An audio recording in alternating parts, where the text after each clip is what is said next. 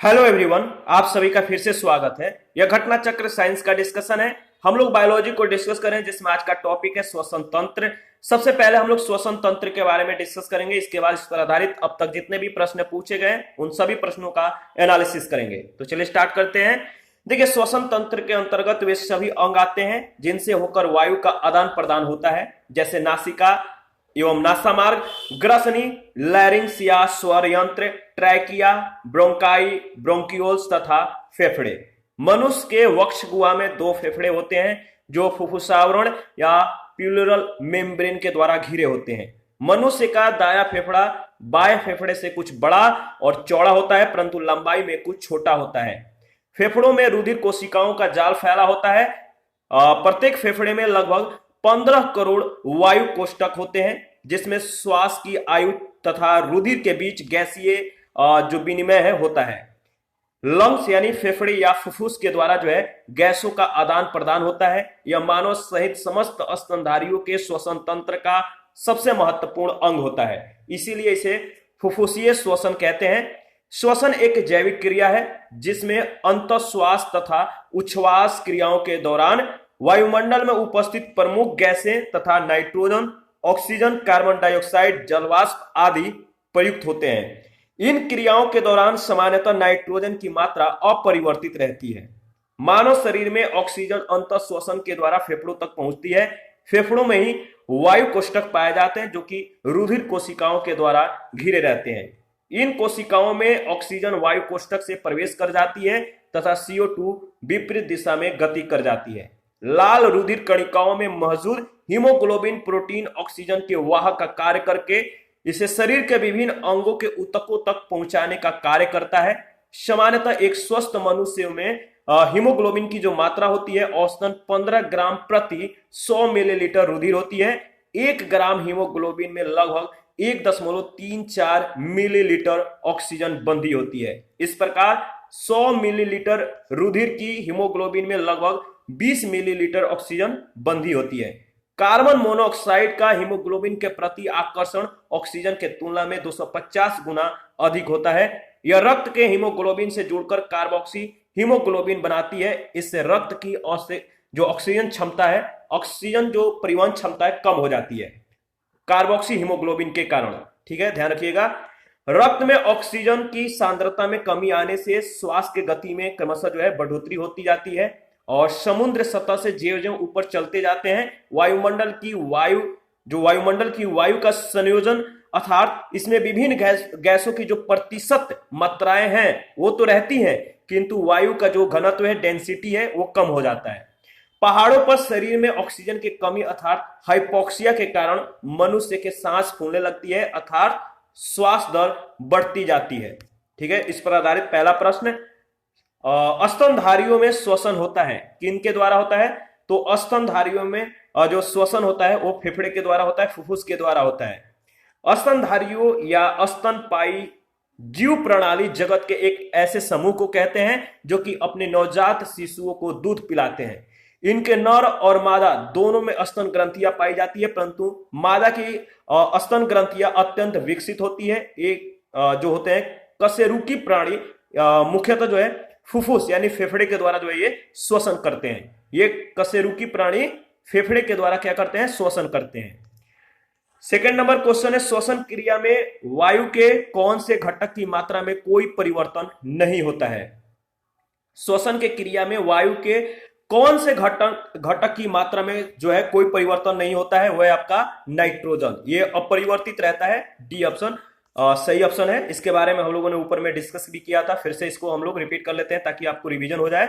देखिए, श्वसन क्रिया एक जैविक क्रिया है जिसमें वायुमंडल से जो है अंतःश्वास क्रिया में लगभग 78% नाइट्रोजन, 20% ऑक्सीजन, 0.0324% कार्बन डाइऑक्साइड तथा 0.5% जलवाष्प और सूक्ष्म मात्रा में हीलियम, ऑर्गन और नियान गैसें होती हैं। उच्छ्वास क्रिया में जो है नाइट्रोजन की मात्रा लगभग 78%, ऑक्सीजन की मात्रा 15.7%, कार्बन डाइऑक्साइड की मात्रा 3.6%, जलवाष्प 6.2% बाहर जो है निष्कासित होती है। और इस प्रकार श्वसन क्रिया में वायु में नाइट्रोजन की मात्रा जो है अपरिवर्तित रहती है, ध्यान रखिएगा। क्वेश्चन नंबर थर्ड है, मानव शरीर में ऑक्सीजन का अभिगमन होता है। मानव शरीर में ऑक्सीजन का जो अभिगमन होता है किसके द्वारा होता है, तो बताइए इसका सही अनुक्रम क्या है। तो देखिए इसका सही अनुक्रम है फुफ्फुस के द्वारा, सबसे पहले फुफ्फुस के द्वारा, इसके बाद जो है आपका रक्त के द्वारा, इसके बाद ऊतक के द्वारा, यानी सी ऑप्शन आपका बिल्कुल सही ऑप्शन है। मानव शरीर में ऑक्सीजन अंत श्वास के द्वारा जो है फेफड़े यानी लंग्स तक जो है पहुंचती है। तो ध्यान रखिएगा जो मानव शरीर है इसमें जो ऑक्सीजन है अंत श्वास के द्वारा फेफड़े तक पहुंचती है। फेफड़ों में ही वायु कोष्ठक पाए जाते हैं जो कि रुधिर कोशिकाओं के द्वारा घिरे रहते हैं।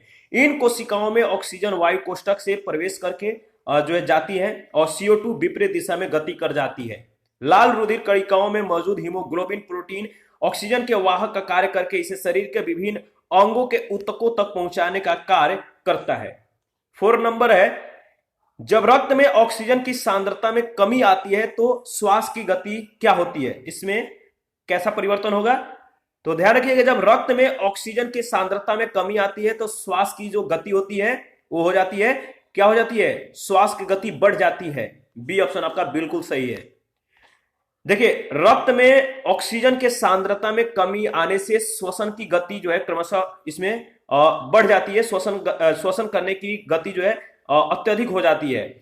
समुद्र सतह से आप ज्यों ज्यों ऊपर चले जाते हैं वायुमंडल की वायु का संयोजन अर्थात इसमें विभिन्न गैसों की प्रतिशत मात्राएं तो वही रहती है किंतु वायु का जो घनत्व है, डेंसिटी है, वो कम हो जाता है। अतः पहाड़ों पर ऑक्सीजन में शरीर में जो है ऑक्सीजन की कमी हो जाती है अर्थात हाइपोक्सिया के कारण हमारी जो हमारी सांसें हैं फूलने लगती है अर्थात जो सांस लेने का जो दर है, श्वास लेने का जो दर है वो आपका बढ़ जाता है, काफी तेज हो जाता है। आगे बढ़ते हैं, नेक्स्ट क्वेश्चन है 5, कार्बन मोनोऑक्साइड विषाक्तता निम्नलिखित में से किसको जो मुख्यतः प्रभावित करती है। कार्बन मोनोऑक्साइड विषाक्तता निम्नलिखित में से किसको मुख्यतः प्रभावित करती है। इसका सही जवाब होगा रक्त की ऑक्सीजन को वहन करने की क्षमता को, डी ऑप्शन। देखिए कार्बन मोनोऑक्साइड रक्त के हीमोग्लोबिन से जुड़कर कार्बोक्सिक हीमोग्लोबिन बनाती है, इससे रक्त के ऑक्सीजन परिवहन क्षमता जो है कम हो जाती है।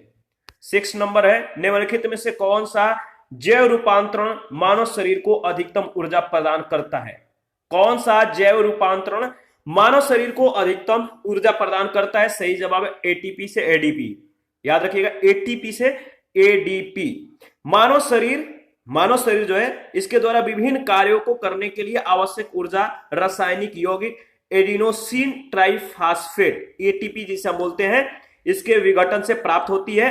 एटीपी के जल अपघटन के फलस्वरूप एटीपी का रूपांतरण एडिनोसिन डाइफॉस्फेट तथा अकार्बनिक फॉस्फेट में जो है हो जाता है और इस प्रक्रिया में क्या होता है, ऊर्जा मुक्त होती है जो शरीर के ऊतकों जैसे मांसपेशियों के द्वारा प्रयोग की जाती है।